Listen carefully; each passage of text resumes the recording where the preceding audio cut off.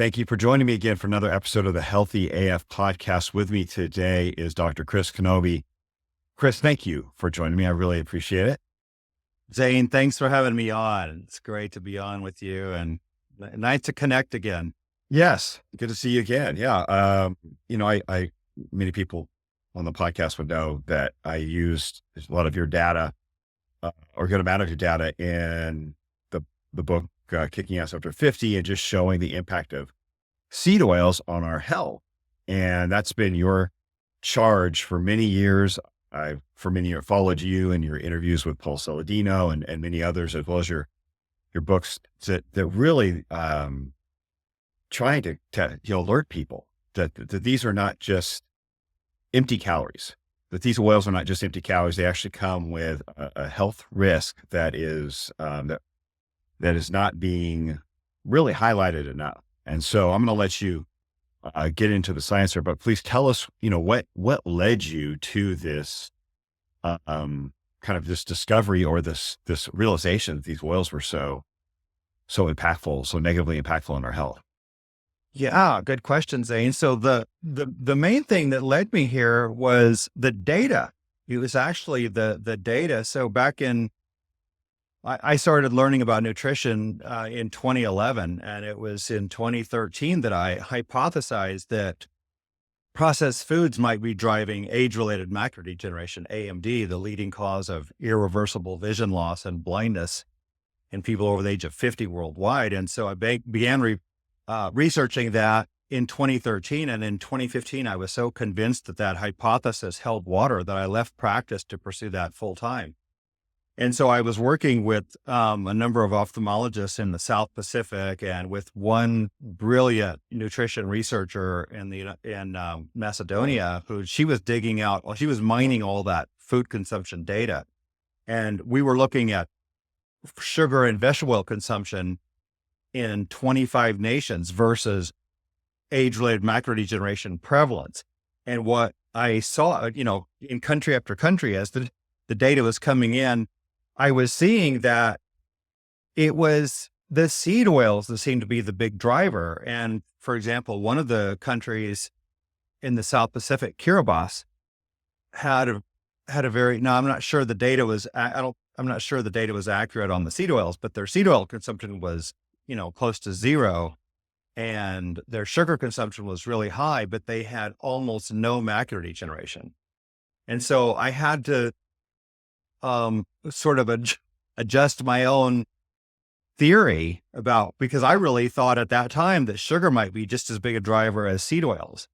Started making me understand that seed oils are indeed toxic. And I started, thinking about all the mechanisms. And then as the years went by, that was a long time ago, that was 9 years ago.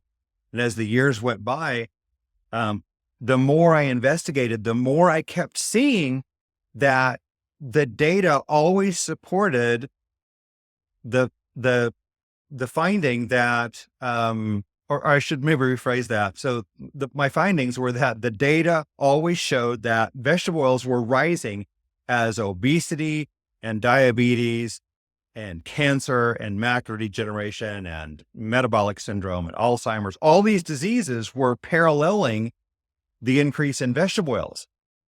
And just in a nutshell, what I didn't see was that we had that same correlation with sugar or with carbohydrates or total calories or fat or saturated fat and on and on. And that's so it's when you start looking at all of the evidence together, you just start seeing that there's this, as you put it, just right before we came on here, you start seeing this cohesiveness or the evidence all synergizes, and what it comes together is that you keep seeing the same pattern.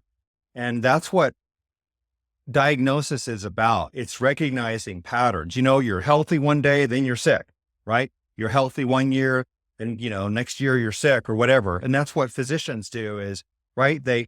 They have to know the history of the patient in order to make the diagnosis, right? Essentially. And that's what you have to do in science, is look at was the population healthy, and then the population developed, XYZ disease, and what correlated with that?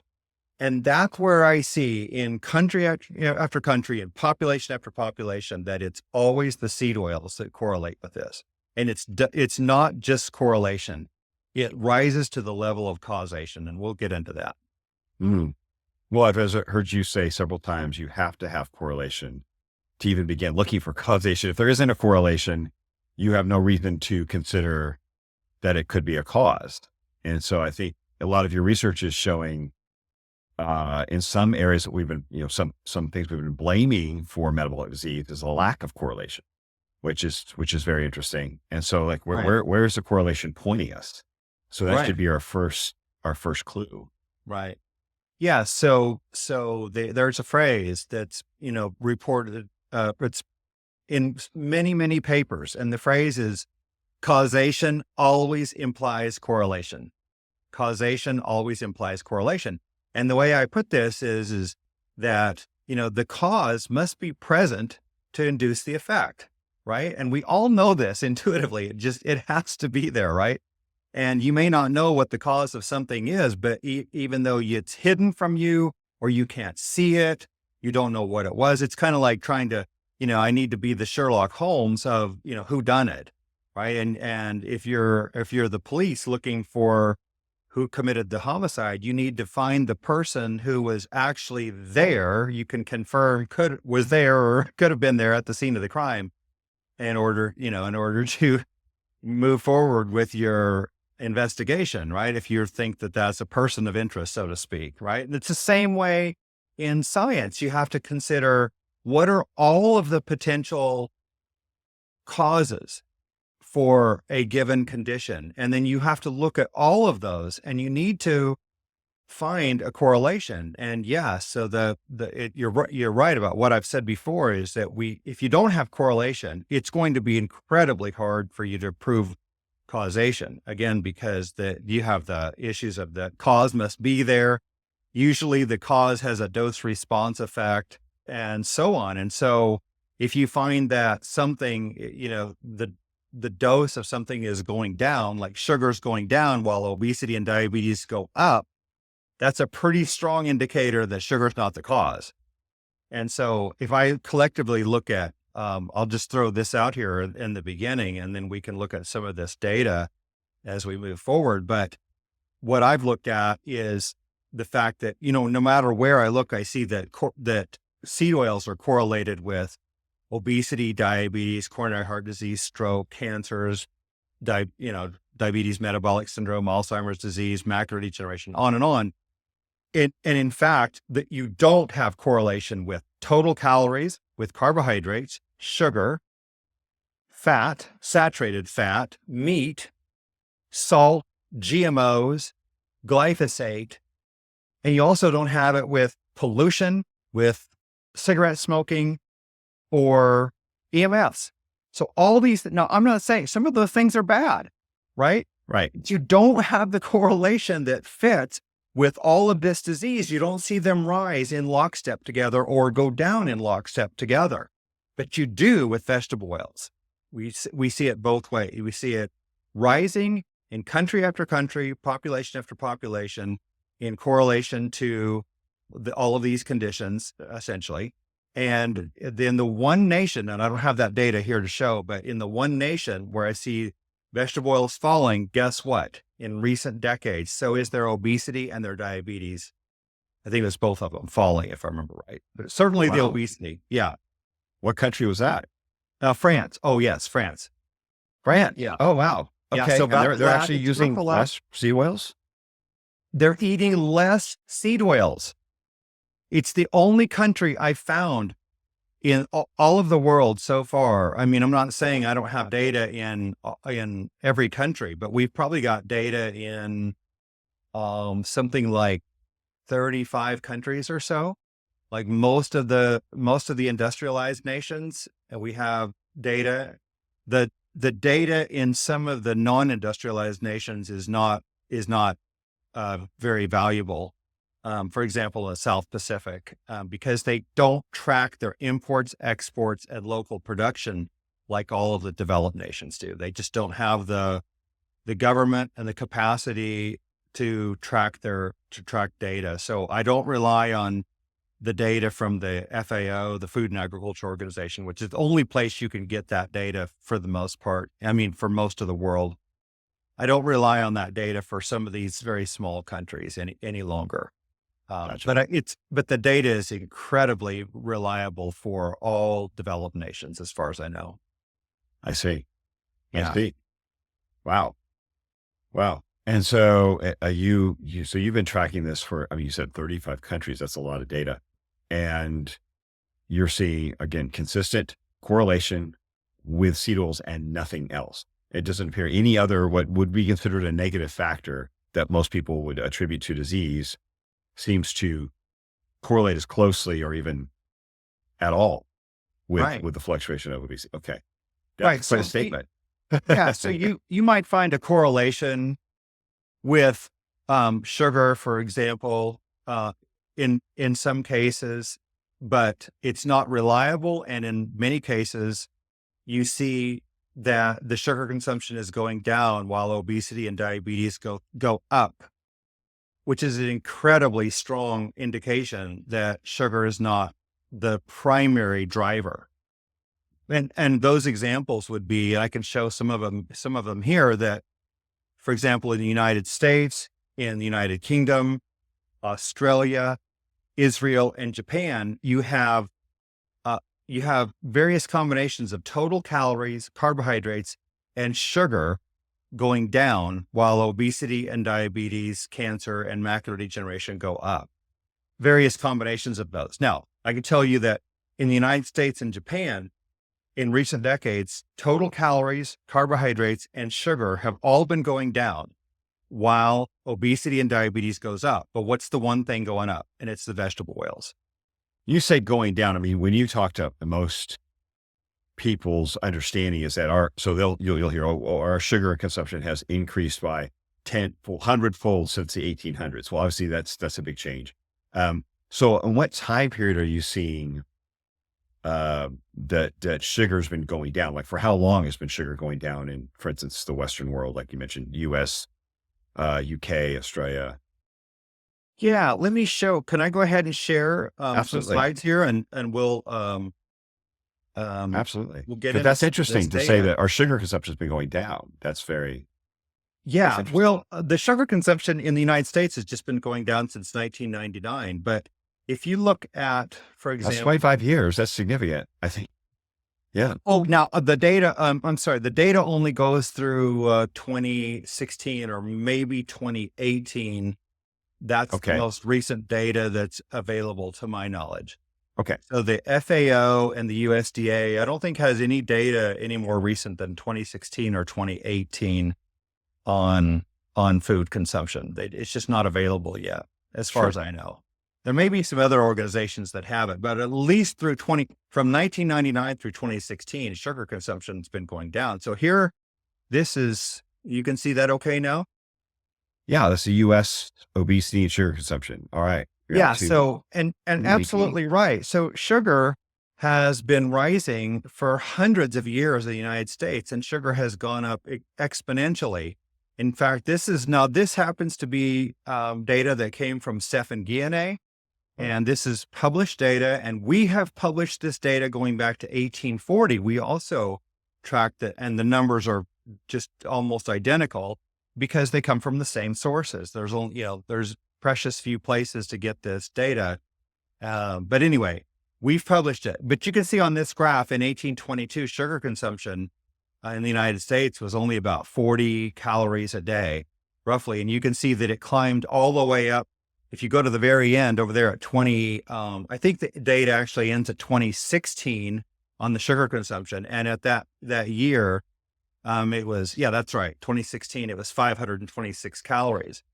But notice, Zane, look at this. You can see that the sugar consumption, almost all of the increase had already occurred by 1930, or in fact, by Mhm. 1922, right here. By 1922, the sugar consumption is already roughly 470 calories a day, right? And so it's very little change between 1922 and 2016. We see and we'll get into this further, but here's the curve in obesity. And you can see that in 1890, when obesity was 1.2%, sugar consumption was already really high. It was 10.8% of calories, right? I mean, relatively high. That's higher than the World Health Organization recommends we consume today. They say no more than 10%, and they recommend even 5%, which is fine. That's absolutely fine. And you can see here that look how much, obesity was only 3 or 4% in 1930, but look where sugar consumption was 499 calories a day, or 25% of our calories. This is published evidence. I'm not going to show anything that isn't fully documented and published. All right. So, and then you can jump all the way from 1930 over here to the end when we had this peak. So this peak right here is in 1999, and then you see sugar decline, right? And over here, if we go to clear to the end of 2016, sugar's is 500, not only, but it's 526 calories. You can see that there's a difference of 27 calories in sugar sugar consumption between 1930 and 2016. Wow. 27 calories difference, right? And so why then would obesity have climbed from 3 or 4% in 1930 to 42.5% in 2018 when the sugar didn't hardly change? Again, almost all of the increases before 1922. Now, let me bring this slide in. So this narrows this down. So we're looking at a narrowed window, and I specifically chose these dates to graph this between 1922, when sugar consumption was 473 calories, and 1987, when sugar consumption was 497 calories. This is 65-year period of time. And we see the sugar consumption is virtually flat, right? It went up 24 calories. It's a sawtooth pattern. It's up and down. Some of those times it's even lower than. That's like 6 grams of sugar. Yeah, that's 6 grams. That's a teaspoon of sugar difference. Yeah. Right? And you could pick some time frames in here where it would have been lower, but I didn't do that. I just picked some times. You could have chosen here, in the 1940s, where the sugar consumption was actually lower than it was in 1922. But anyway, look at the obesity, 2.95% in 1922. That's extrapolated data because there's no data between 1900 and 1960 right here. So that's extrapolated, but that's very, very close to the approximate 2.95% obesity in 1922, 18.6% in 1987. Okay. Now before I get into that data, I'm going to jump forward to this. Now we're going to throw the vegetable oils in there. And we can see here now that, again, there's the sugar. We went through that, 473 calories in 1922, 497 in 1987. But here's the vegetable oil, 78 calories in 1922, 550 calories in 1987. And again, the obesity increased from 2.95% to 18.6%. All right, so let me summarize this, especially for the people listening. During this period of time, 65 years, 1922 to 1987, sugar increased 5% right here.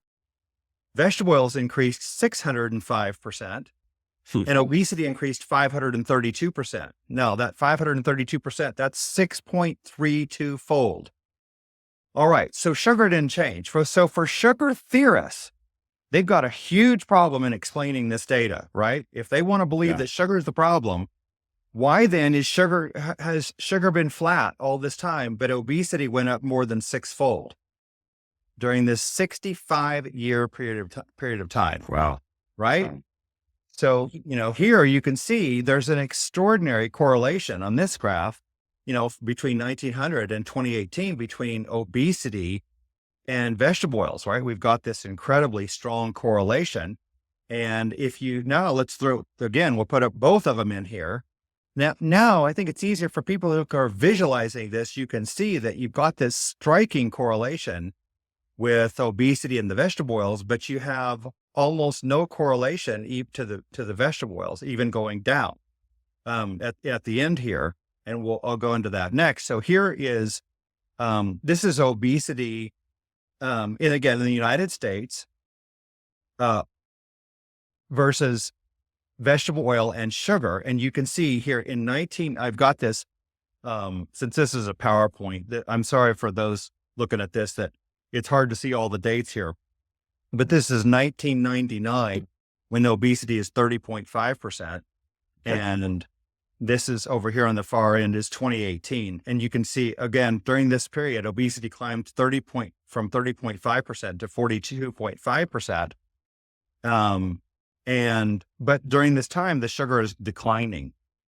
Right. So, oh yeah, it definitely dropped. So our sugars drops and sugar intake has dropped. And that's probably because of, I would say, non-caloric sweeteners, no 0-calorie sweeteners, probably on some level could be a result of that. Well, the main reason that sugar dropped was because after 1999, high fructose corn syrup consumption went down. So people began to get, the message was getting out, people were vilifying carbs and especially sugar.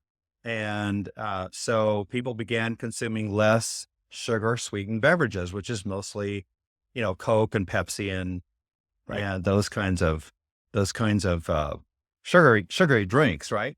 If we look at, so let's jump over here to, and the same thing, this is the United States, and we're looking at sugar and vegetable oils versus diabetes now.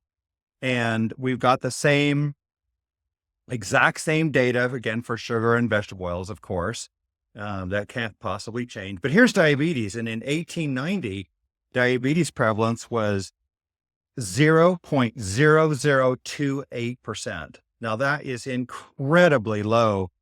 That means that was about 1 in 36,000 people in the United States had diabetes in the year 1890. And, but look how high the sugar consumption was, right?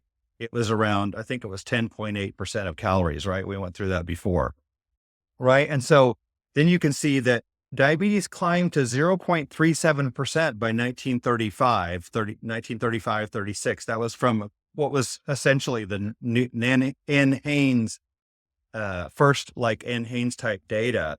And that's how many people had diabetes. Still a really low number. But what I want to point out is that between 1890 and 1935, 36, diabetes had increased 132-fold.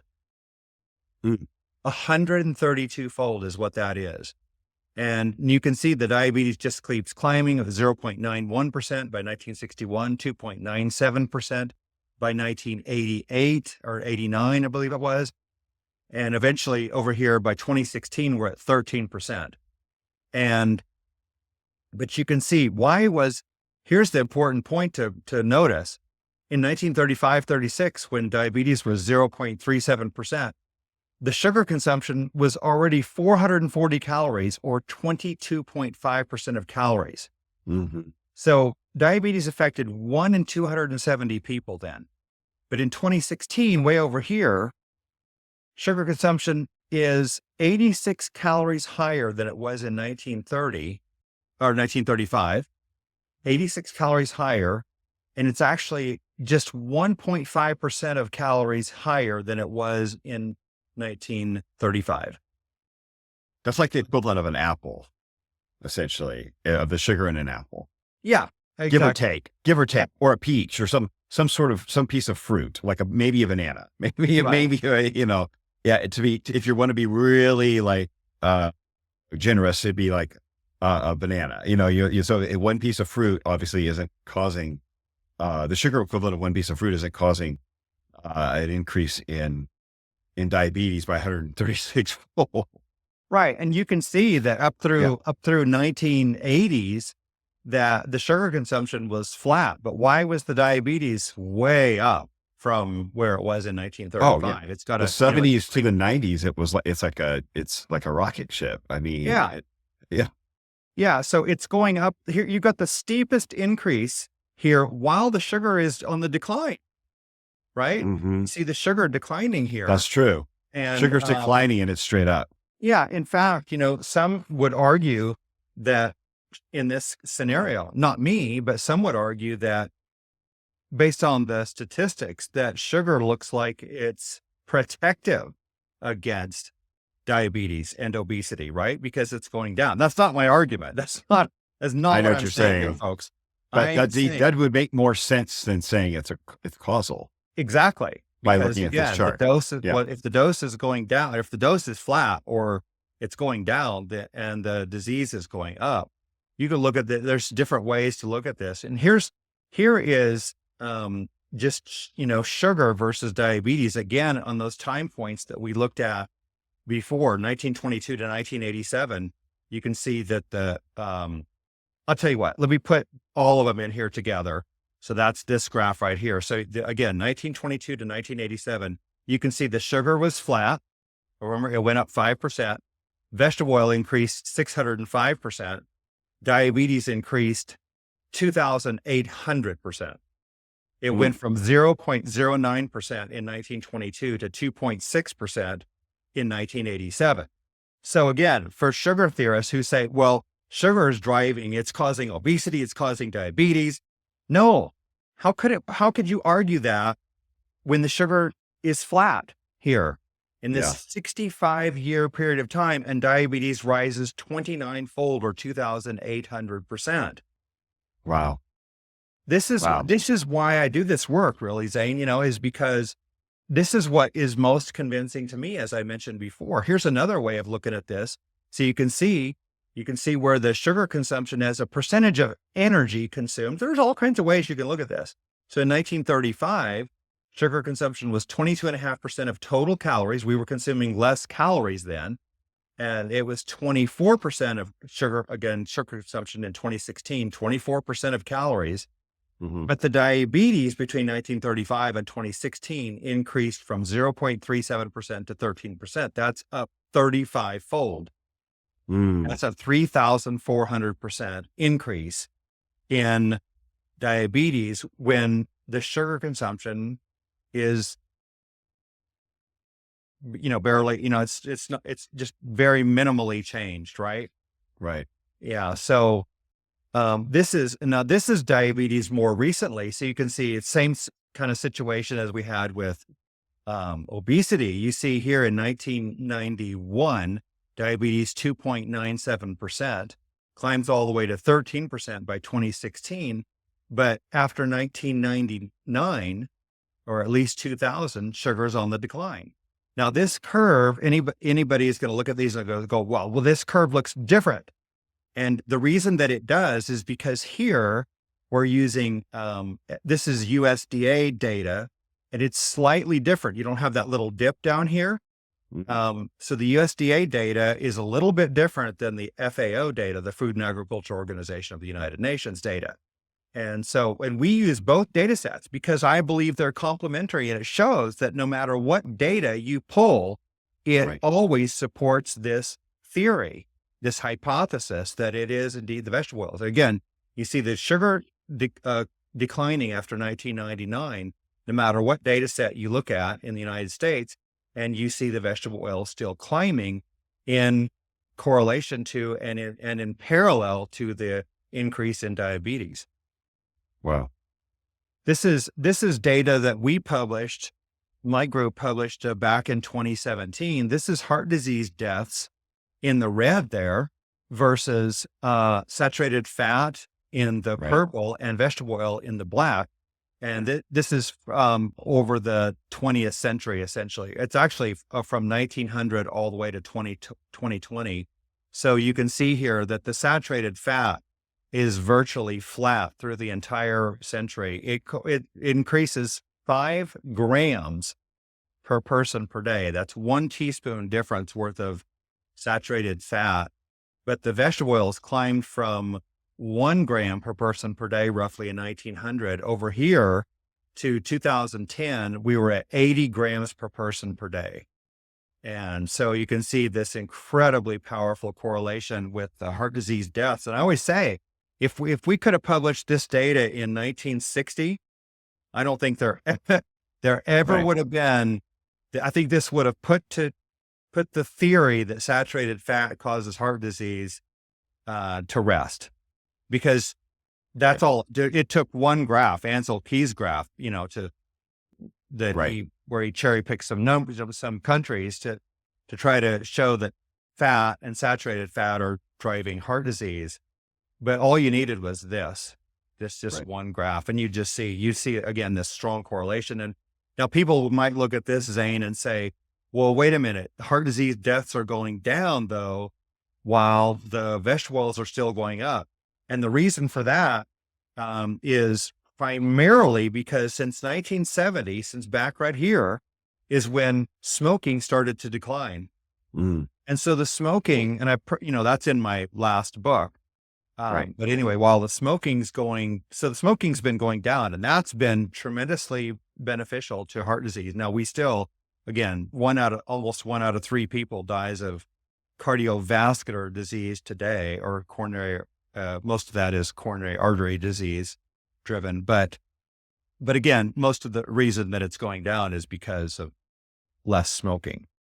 Mm. And so anyway, I'm going on and on here, just kind of No, it's great data. I mean, I kind think, of monologuing way too long. no, I appreciate it because I think this is stuff that most people don't see, because they just automatically assume it's sugar as a primary driver. These oils might have some impact when if you look at the data, it's flipped. That concept should be flipped. It's like, we should be questioning whether sugar really has an impact on these things.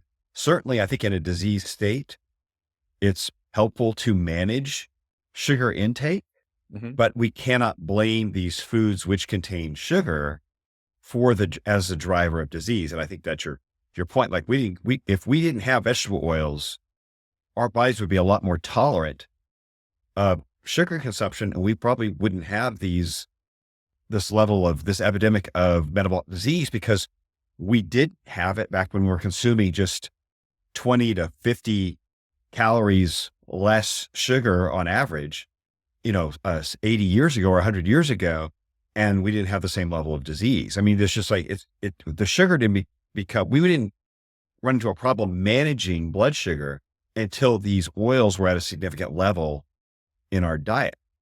Would that be a good summation? Would that be accurate? Absolutely. Okay. That's precisely correct. Yes. Okay. Yeah. So that is revolutionary. And yet I still see doctors posting on social media that anyone warning you about vegetable oils or seed oils or linoleic acid is a quack. Stay away from them, because there's this study and this study showing no impact of linoleic acid. You'll look at the study, it's like 8 weeks long, or it's 12 weeks long. Yeah. And they're saying, we added this, we didn't see inflammation. So, and it's really obviously a short-sighted study looking at, I could increase your sugar content too and not see increased disease for 16 weeks, 6 months, 8 weeks. But I think where we could say, okay, so these oils are not unique to our diet. You're saying it's the dose, because obviously linoleic acid and even omega-3s, omega-6s that are PUFA fats have been present in our diet, but to a much smaller degree. I mean, they're present in whole food, and they're like nuts, or even present in animal fats on a small level, on a single digit percentage. But it's the dose, you're saying, that we have increased that makes these uniquely impactful on a toxic level. Yes. Yes. As Paracelsus said centuries ago, the dose makes the poison. And it's true for every single component there is, every single, chemical or a component, or even food component, no matter what it is, there's a proper dose for everything. And, some people look at my work and they say, they start getting the idea that, well, we shouldn't have any omega-6 linoleic acid. And for those who don't know, linoleic acid is the primary omega-6 fatty acid or fat in any kind of food. It accounts for anywhere from 85 to up to 98% of the fat or fatty acid in any kind of fat. And so, but the reality is that if you eat food, you will get all the omega-6 linoleic acid and omega-3 alpha linolenic acid that you need. I don't think there's any need to ever consider that you could get too little as long as you're eating food. In other words, you have to you have to extract all of the fat, and that's incredibly hard to do out of any kind of food in order to get rid of those two fatty acids. Nature put those fats, omega-6 linoleic acid and omega-3 alpha linolenic acid, in all natural foods, even things that you wouldn't think have any fat, like white rice and potatoes and oranges and apples. They all have fat, and a tiny, tiny amount of fat. And guess what those fats are? They're primarily in those typical, those kinds of foods, they're mostly these omega-6 and omega-3s, right? And so you don't ever have to worry about not getting enough of those. You'll get them when you're eating food. It's the fact that we get way too much, but seed oils in general, and I think I have a graph on this somewhere, that they're pro-oxidative, pro-inflammatory, toxic, and nutrient deficient. So here we go. So this is the slide I have on that. You can see that I have these. I present this live, so this is what it looks like, and these would normally pop up. But pro-oxidative, so oxidation means that they're damaging our cells and our bodies, basically like we're rusting inside. And this is extremely damaging to the mitochondria, particularly, and to the electron transport chain in particular. They're pro-inflammatory. No one argues this. Omega-6, that is linoleic acid, gives rise to arachidonic acid, which gives rise metabolically and mechanistically to to downstream metabolic products such as inflammatory prostaglandins, leukotrienes, thromboxanes. And so they're pro-inflammatory. They're toxic through advanced lipid oxidation end products. And these are chemicals like 4-hydroxynonenal, malondialdehyde, carboxyethylpyrrole, acrolein, 9 and 13-hode. And there's hundreds of others, Zane. So these are, right. But these are toxic advanced lipid oxidation end products that are well recognized by lipid scientists throughout the world as being incredibly dangerous to us, because these are collectively cytotoxic, genotoxic, mutagenic, carcinogenic, atherogenic, thrombogenic, obesogenic, and diabetogenic. We couldn't really get any worse. That alone, like those components, right, those advanced lipid oxidation end products that come from these oxidized vegetable oils, are incredibly damaging. And then finally, the vegetable oils are nutrient deficient. They don't have vitamins A, D, or K2, which you would get in many natural animal fats like butter, ghee, sorry,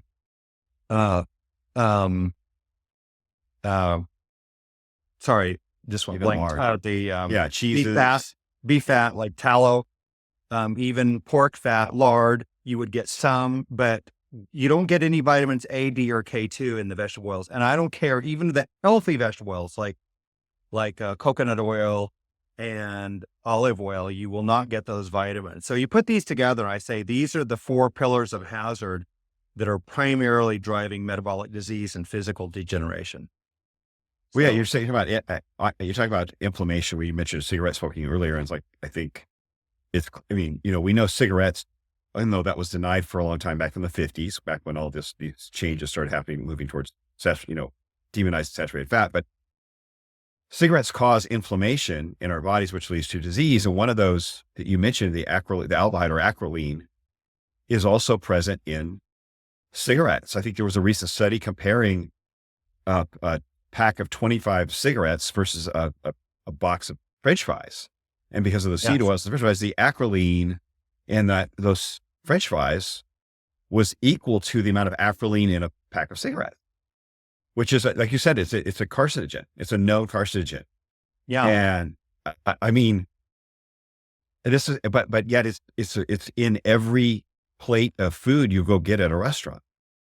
Yeah. So exactly. So the acrolein, as you just pretty much said, is, I may be rephrasing a little bit, but do it. It's the primary toxicant that is driving lung cancer, is what they think. It's coming from cigarettes, but acrolein is in high doses in heated and reheated vegetable oil. So, this lipid scientist, Martin Greutfeld in the United Kingdom, super guy, has shown that there's I think it was 1 to 1.5 milligrams of acrolein in a large French fries, 154 grams of French fries, which is the equivalent of McDonald's large French fries. And so so then I did the math looking at the typical acrolein in cigarettes, and I found that amount of acrolein would be the equivalent of smoking 18 to 26 average cigarettes, or up to 98 cigarettes, I think it is, of the lowest acrolein cigarettes. You could be, that's how much acrolein you're getting from a large French fries. And so that's why I put in the book, the picture of the little boy smoking, because everybody would, if you look at a 10-year-old that's smoking, we all just gasp, right?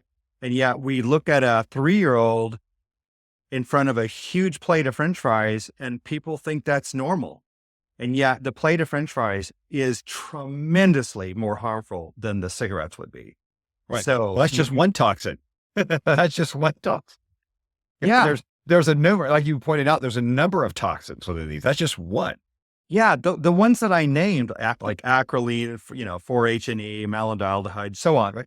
Yeah, those are the ones we just named, but there's literally, the lipid scientists show that there's hundreds of these chemicals that we don't have. They're just chemical formulas that nobody has names. We don't have English names for them. And other than the chemical formulas you could give them, but we don't know what those are all doing. I always say this is tantamount to, or analogous to, cigarette smoking. When you burn tobacco, you produce thousands, more than 6,000 different chemicals, many of which are mutagens and carcinogens, right? And when you heat vegetable oils, that's particularly dangerous, because then they're oxidizing even more so, producing all these downstream advanced lipid oxidation end products. And yes, and those are not only in the bottle, but then if we cook with them, or they're cooked with in restaurants and in fast food, that's where they're so bad. That's what makes fast food so bad, is they're got these vats full of these oils that they're cooking French fries and chicken tenders or chicken McNuggets in. They're called in McDonald's. That's what they're cooking in. And you get all these advanced lipid oxidation end products. So those are also, even if you don't get those in from the food, that you can produce those endogenously. So you don't have to just consume them exogenously. In other words, in your food, they will also be produced, probably to much lower levels, but they'll be produced in your body from the high omega-6. And so this is why I think omega-6, being high is a problem. And this is what I'm going to show on the very next graph here, Zane, this is what our omega-6 linoleic acid was. We modeled the diet of Americans. And if you go back to 1865, when we had 0 vegetable oils, the only thing there would have been available for any kind of edible oil would have been olive oil, but in tremendously low supply. So the typical American had never had olive oil. Probably 90 or 95% had never had olive oil up through 1865. And this is what our omega-6 linoleic acid would have been, approximately, based on the diet of Americans at that time, about 2.4 grams, or 1.1% of calories. And the omega-6 doubled to 2.23%, or 2.4 grams, by 1909. This is where it was by 1999, 18 grams, again, because we're consuming all of these other oils, soybean, corn, canola, cottonseed, grapeseed, sunflower, safflower, rice bran, sesame, and peanut oils. There they go. That's the industrial seed oils, we'd call them, essentially. And this is where we were, 18 grams, or 7.21% of calories in 1999. And in 2008, we're at 29 grams, or 11.8% of calories. So we went from 1.1% of calories as omega-6 linoleic acid to 11.8%. This is an increase of 1,000%, or 11-fold. Mm-hmm. Mm-hmm. Aren't they now making? Don't you have data showing that they're actually like 30% of calories at this point? Yeah. So that's I didn't mean to jump ahead. I just was like, no, you're not jumping ahead at all. That's a low number compared to what I've seen, where it becomes 80 grams a day Yeah, because that's just the omega-6 linoleic acid. Oh, that's just omega-6. So that was That's total just food I'm thinking omega-6 of. linoleic acid. Right. Yeah. So that's, Okay. yeah. So if you look at the total vegetable oils, and I don't have that graph here, the one you're talking about. Okay. So I was complaining. Okay. I was mixing up your linoleic acid versus total vegetable oil consumption. I see. Yeah, and that's I see. easy to That's do. But here's the total vegetable oil consumption, and right here on this graph, and this is where this is going. And we've published this, and this it wouldn't have these images on here, the thin man and the obese man, but in caricatures. But in 1865, over here, vegetable oil consumption was 0. Right. And this is 1900. Vegetable oil consumption was 1 gram a day. Right here in 1961, vegetable oil consumption was 19 grams a day. And over here in 2016 is where this data ends, I believe. But for 2010 after, we're about the same, but it's right around 80 grams a day is where we are today. So just between 1900 and 2010, we increased around 80-fold in terms of our vegetable oil consumption. But if you go back to 1865 to any time recent, well, it's just infinite. You can make up the number, but our vegetable oils, if you said, well, we consumed less than 1/10 of a gram per day, and now we're at 80 grams a day, we're 800-fold increase, right? And that would be, so if you want to put a number on it, I could easily say we're probably at an 800-fold increase since 1865, because almost no one had any edible oil at all. Right. So I think the big difference here is that while we had linoleic acid, we had a small amount, these poof of fats in our diet, they were in the whole food that we were consuming. Yeah. The danger occurs when they become extracted from the things that we should be extracting oils from anyway, like soybeans and corn and so forth, and grains. And then we've added them to our food. They're added fats. They are not innate in the food. They are added fats that have exponentially increased through processed food and cooking and so forth in restaurants and our homes. This is not something that we would have attained. We could not have attained this level of consumption or saturation of these vegetable oil or these poof of fats just from eating whole food. Is that fair? Oh, absolutely. Even with our current diet, like our current whole food access, the way pigs are fed corn, or the way seeds might have a little more fat in them through crossbreeding, almonds, sunflower seeds, these things like this. If we were just eating all of our PUFA from food in our current food system, just from whole food, we wouldn't be able to achieve this level of dose. Oh, not even close. Not even close. There'd be almost it no would be way higher than 1%, obviously.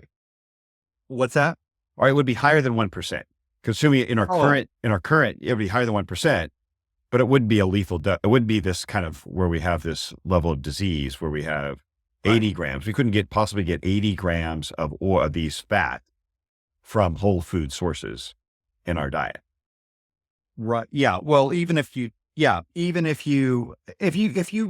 consumed the other sources that are high in omega-6 today, which is monogastric animals that are fed corn and soy, that would be mostly chicken and pigs.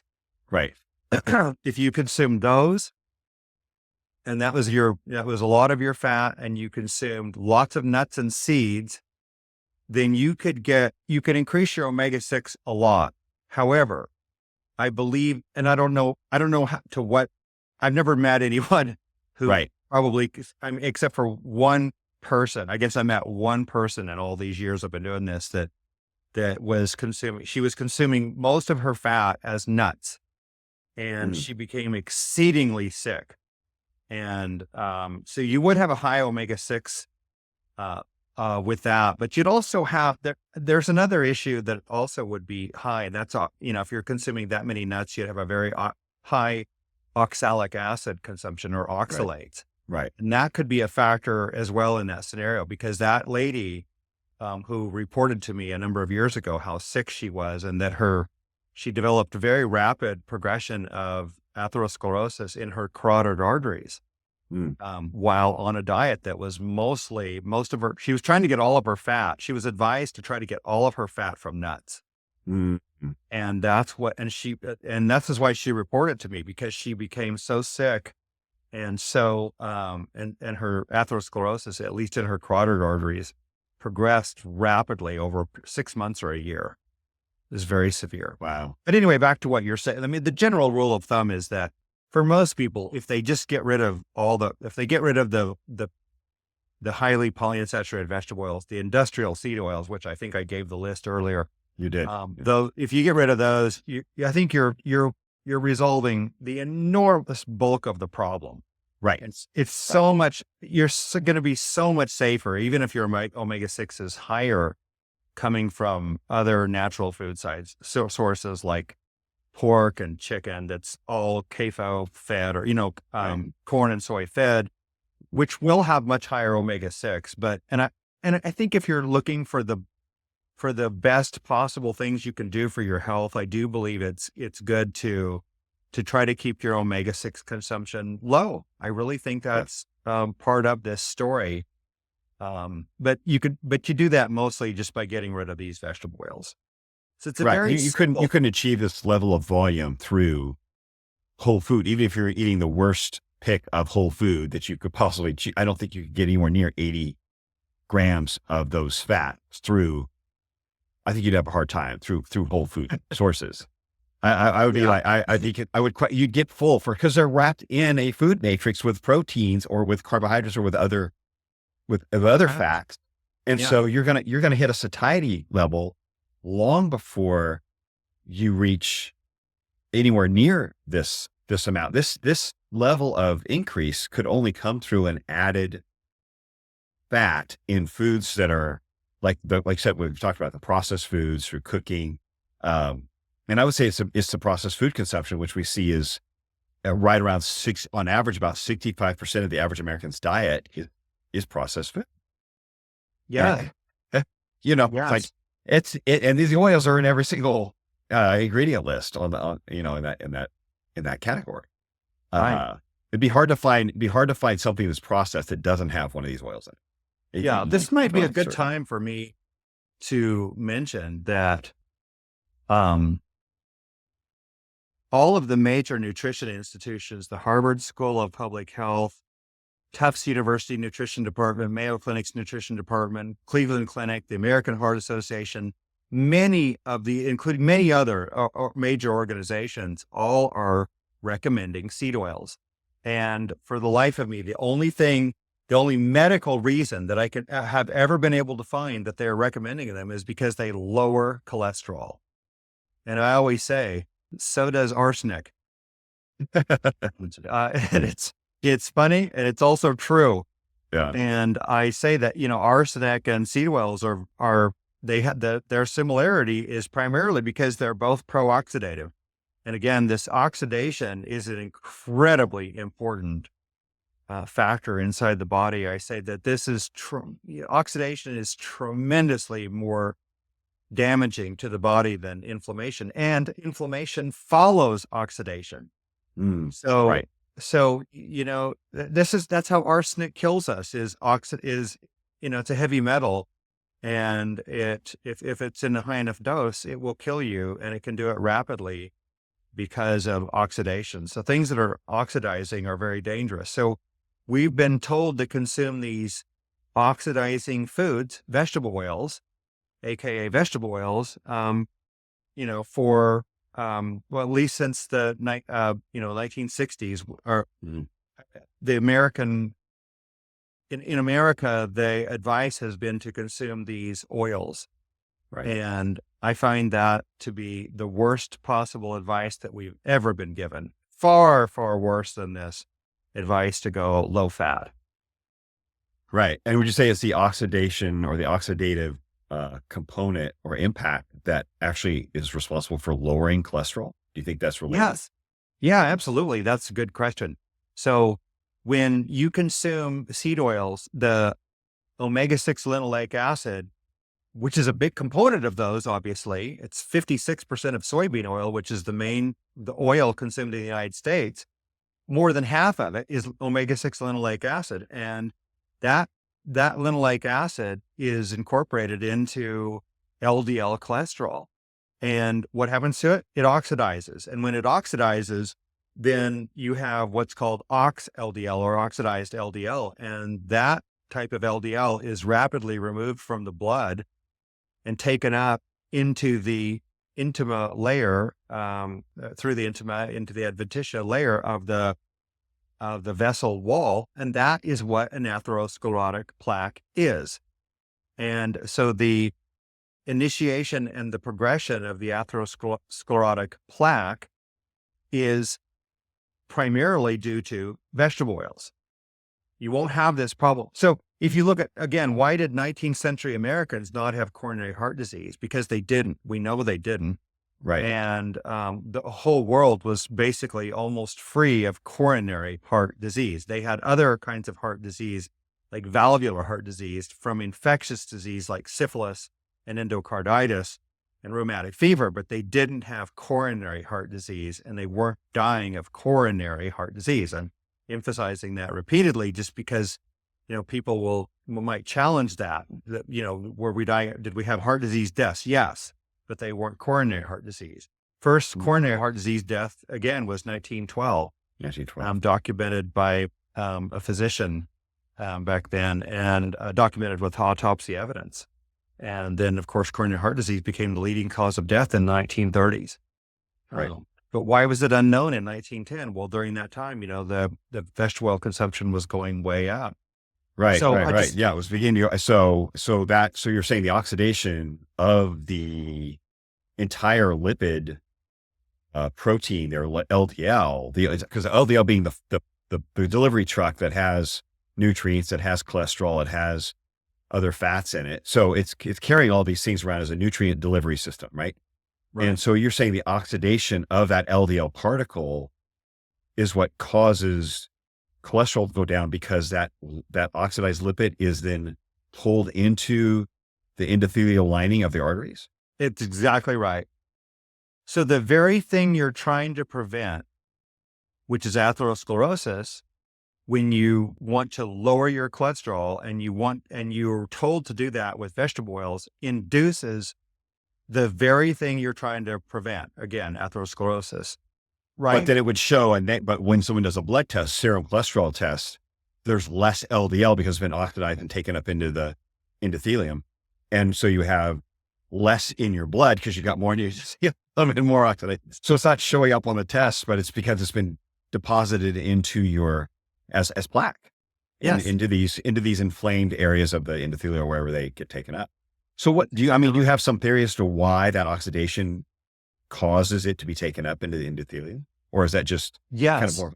Okay. The theory, and it's not mine, but the theory is that when your body is going to do everything to protect itself as much as possible, right? And so when LDL cholesterol is oxidized, and let me also say that the way that they measure oxidized LDL is to measure malondialdehyde, 9 and 13-HODE, which are downstream products of linoleic acid oxidation. So they're actually measuring the presence of metabolites that come from omega-6 linoleic acid, which is very high in the seed oils, right? That's how they're measuring oxidized LDL. And I believe that the reason that they're quite rapidly removed from the circulation is because they're so damaging.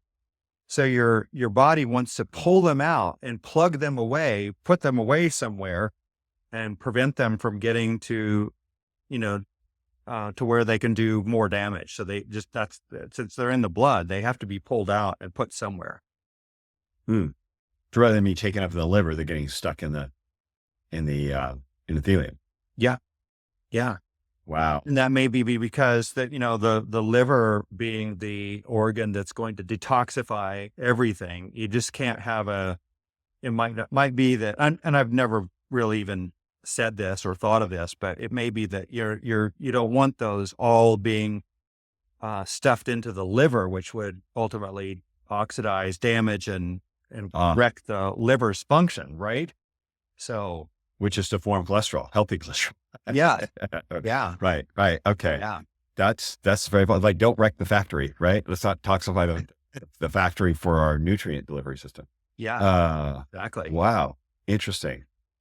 Wow. And I want to just say you've, as I mentioned briefly earlier, but you've collected this data. We showed a lot from the US, but you've got data in your book, The Ancestral Diet Revolution, from several countries, from New Zealand, Australia, uh, I think Uganda. I mean, I looked in Australia and New Zealand, it actually shows sugar decreasing by as much Yes. as, like, I think 200. You mentioned an increase or decrease of 40 or 50 calories.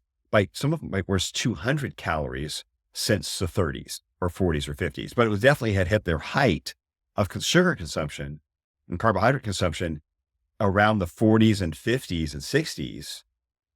And then it actually dropped a couple hundred calories per person per day. Meanwhile, obesity, type 2 diabetes, those are all increasing. So Yeah. even a more significant decrease in carb and sugar consumption in some of these other countries than you showed in the US from the data you collected. Uh, that's, that's also pretty good because you're seeing this pattern in other continent, you know, Yeah. So yes, exactly, Zane. So here's that graph on Australia, one of them that you're talking about. And you can see, look at the sugar. As I noted, you're near steady decline after 1961. So you can see the sugar dropping from roughly around 575 calories or so, and down here to 520 or something. But that's not a huge drop. Mhm. Although it gets a little bit lower. It gets down to around four. I'm sorry. I should have said 420 or Mm. so, not 520. It gets down to around 400 calories at times. But anyway, you can see that after 1961, there's a significant decline in sugar in Australia all the way through 2018, right? This is Mhm. significantly lower here in 2018 than it was back here in 1961. And then you can see the vegetable oils climbed from 78 calories per person per day in 1961 to 575 calories per day in 2018. And look at the obesity climbs from 9% in 1980 to 31.3% in 2018. So the obesity goes up more than threefold, Wow. again, from 9% to 31.8%. But again, while the sugar is on the entire time is on the decline, basically, right?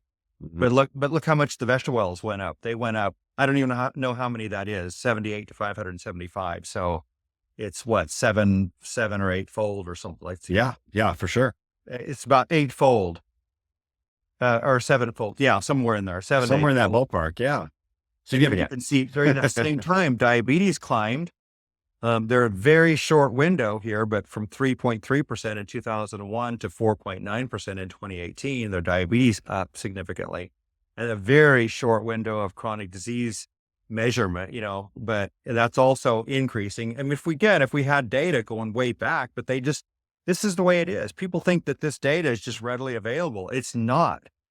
There's precious few studies of prevalence of diseases in most countries. The United States is one of the few that has had really good, prevalence data for the last maybe 60 years. But a lot of these things, we didn't have data back at coronary heart disease and Right. cancer and metabolic syndrome and diabetes. There's not a lot of data, not readily available. You have to dig and dig and dig and dig to try to find some of these. And so let's see, that's the Wow. same thing. But this is the one where you were talking about. So this is the carbohydrates in Australia. And you can see they declined from, let's see, more than, about 1,725 calories. That's total available carbohydrates.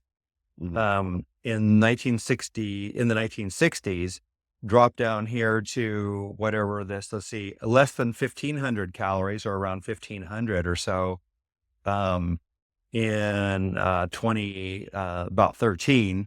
And you can see again, the carbohydrates regularly, steadily dropping, Mhm. again, right along with their sugar.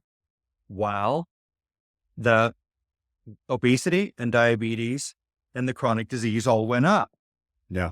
Right. Right along with the vegetable oils. I mean, you can't, Yes. the obesity and vegetable oils are like, they cross each other several times or bounce off of each other. It looks like if you could bet money on one of those, it's just like they're stuck to each other.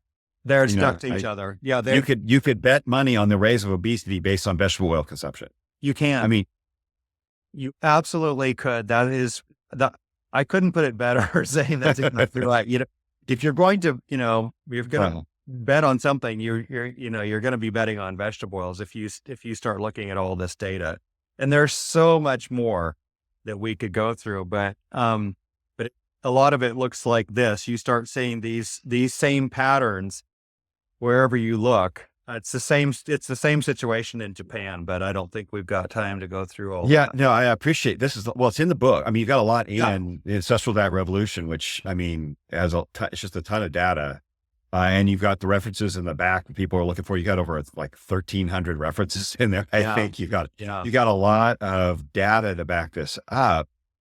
So it's really an amazing collection of this information. And it goes back to what you said, we talked about at the beginning, was you've got to have correlation to have causation. And you're showing a lot of positive correlation with vegetable oils. And there's a lot of question here. I mean, negative correlation in many instances between sugar and the rise um, of metabolic Exactly. disease. So it's really turning the whole theory, all of our paradigm upside down on the driver of disease. Not so much, and I want to say again, not on the treatment of disease. Someone who has one of these diseases should be concerned. If you have metabolic disease, you definitely should be concerned about sugar consumption because now your body is broken and you're not processing sugar properly. But let's not blame the wrong foods for, this disease epidemic. I think that happens a lot with many of us. And I was one. I was a low carb guy for nearly 2 decades, since 2002. I mean, it was a way to treat help my overweight clients with like, let's reduce your carb consumption. And you think that your assumption is, well, the fix, the tool, the strategy must point us correctly in the direction of the cause. But in this case, it really doesn't. While reducing carbohydrate intake is certainly part of the strategy when you have a metabolically ill person, that doesn't necessarily mean that that's the driver. That was the original driver. And I think you've shown that adequately. We had the sugar long before we had the disease. Right. And I don't All want right. to forget. Go ahead. Oh, I'm sorry. I didn't mean to interrupt you. Oh, no. I was interrupting you, Zane, so I apologize. So no, I was just going to say, I went on a very low carbohydrate diet myself back in 2011, 2012, maybe somewhere in there for a couple of years. And, I have to be honest, it's probably the time that I had some of the worst health in my life was at that time. That's part of the reason I continued to question the theory, really. And I don't, as you know, I think you know this, I don't earn anything from my work in this field, and I don't have any Right. agenda. I don't get paid to do this work. I don't accept any compensation from the books that I sell. That goes to the foundations that I work for, the nonprofit foundations. And nobody that works for our foundations is paid. So anyway, I'm just pointing out, I don't have any agenda. I don't care what the answers are. I just want to, it doesn't matter to Right. me whether it's sugar or it's Right. fat or it's smoking or whatever it is. I don't care what it is. I just want to know what it is for my own sake and for my family's sake and for everyone who's, that is out there where I might reach them. I just want to know what the answers are. So, Right. but I'm with you. again, it's like you're seeing here, it's the data that convinces me. When you start seeing these same patterns over and over, that's incredibly important to recognize that, that it just, and I see it in real people too, all the time. I see, I just see very, very fit, healthy people like you Zane, that are, that are on, some of them, I'm not saying you are, cause I don't know exactly how you eat now, but are, who consume very high carbohydrate diets. In fact, I've been around bodybuilders since the 1980s. I grew up as an athlete, and fitness was always important to me. And until the last about decade, I had never seen a bodybuilder who was low carb. They were Right. all very low fat consumers. Now, I didn't know anything about nutrition I knew nothing until 2011. I just was, I literally was dumb as a stick. Like a typical physician, had almost no training, and what I had was wrong. And so, Right. but there's these things you start looking at and you think, well, why is it that these bodybuilders who want to be, 5% body fat, why are they consuming 35 grams of fat a day, or some crazy, extremely low number, like 10% of their calories, and the rest is carbohydrates, and they don't fear sugar, for example. So, some of these things you just look at and I'm saying, well, that's not a scientific study. But when you start looking at all of the evidence together, you just start piecing these things together, and it just makes sense. I mean, They're eating large amounts of potatoes and white rice and, yes, and oats. yes, And you can exactly. make arguments for some of these things having some issue you might have with something. Oh, that causes me this. But the Right. question is, do these drive metabolic disease? Do these cause obesity and type 2 diabetes? Yet we see the biggest, most muscular, leanest people, whether they're bodybuilders or they're professional athletes, Olympic athletes, are eating a lot of carbohydrates before and after their training, during the day, during training to recover, before and after their competitions, because it works. The coaches and those athletes are not married to an outcome. If you drink, put some gasoline in your Gatorade and this will make you win, they would do it. They're just Right. doing what helps them win or perform well. And that's what we see is that they're not married to the outcome. They just want to know whether they want to win, and whatever it takes to Yeah. win. And their carb consumption is what helps them perform well, helps them win, helps our body runs on those. And they are not, you don't see obese people winning, track and field. No. And, No. Right. so, or playing professional sports. You're not going to, they are running on the fuel source that works best for high performance and those type 2 muscle fibers that are responsible for size and strength and, and speed and power. And that's the fuel for it. And knowing just as a trainer. So it, it, it, it can't be, there's a lack of correlation there. That's where there's another lack of Absolutely. correlation.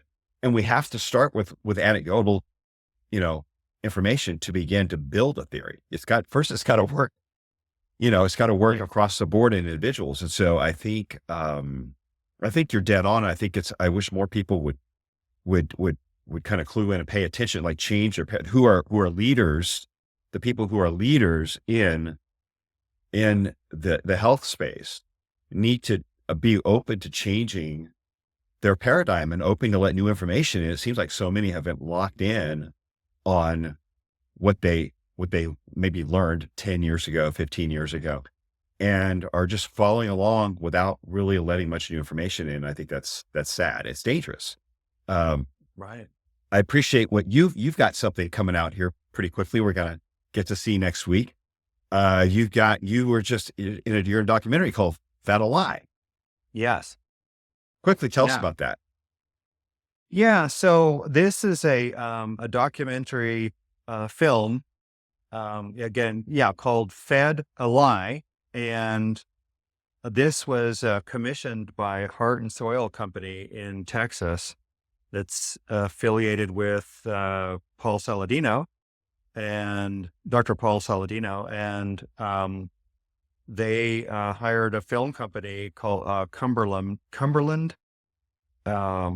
in, I can't remember the rest of it, Cumberland something or other, but that's in Nashville, Yeah. where you are. And they did an amazing job so there's just three experts that are in the film, and that's me and Paul Saladino and Nina Teicholz.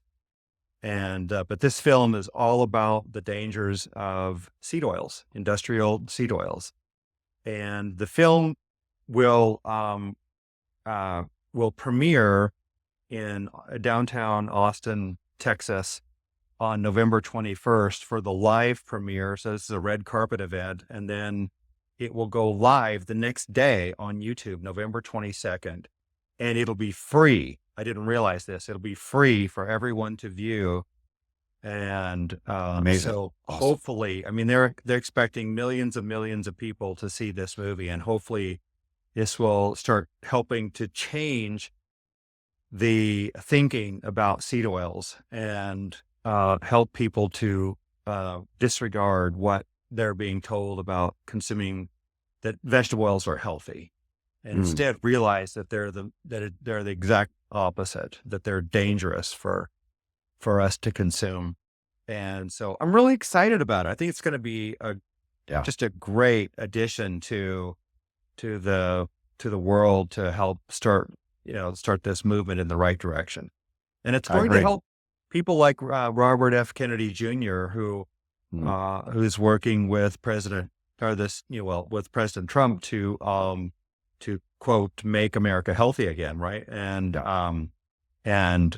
RFK Jr. is on board with this and is aware of the dangers of vegetable oils. I met him. We presented at the same conference. He doesn't know me, but we presented at the Weston A. Price Foundation conference 2 years ago. Oh. And I met him there. And anyway, I'm so glad that he understands that this is true. And this is what he intends to roll out to the country somehow, some way. That's amazing. Yeah. That's awesome. It's great to hear. You didn't think you'd ever hear something from top down talking about seed oil for I didn't another in our lifetime, right? Yeah, it's phenomenal. Yeah. Yeah. So I appreciate you guys making that film. And I am looking forward to, I'm going to come down to Austin to see you at the premiere. So I appreciate the invite. So I'm looking forward to that. And of course the rollout and helping you guys, I'm going to tell everyone I can is when it comes out on YouTube, go see it. I'll be pumping it out there. But, cause this is our health. I mean, this understanding of this is the future of our health. And while it may be a grassroots movement right now, this is where it starts. We need more and more people to understand this. And hopefully that gets to their primary care, to their physicians, to their other nutritionists and trainers who don't quite understand this connection yet. Because there's so many who still don't grasp it, in the health space. And so which is sad, but this is another tool for us to help, communicate to people, what's really going on here. So I appreciate all of your work, all the collection of the data. It's your life's work, I think, here. So, I'm really excited about the film, and and this will help get more people to get your book in their hands too, because you've got a lot more collected in this book than you could possibly fit into a film. Obviously. Oh, right. I know what that's like. So, yeah. But man, thanks again. I appreciate you coming on and sharing this with us, Chris. And I tell people where they can get more information about you, find your book, and just dig in deeper if they want to know more about all of your research.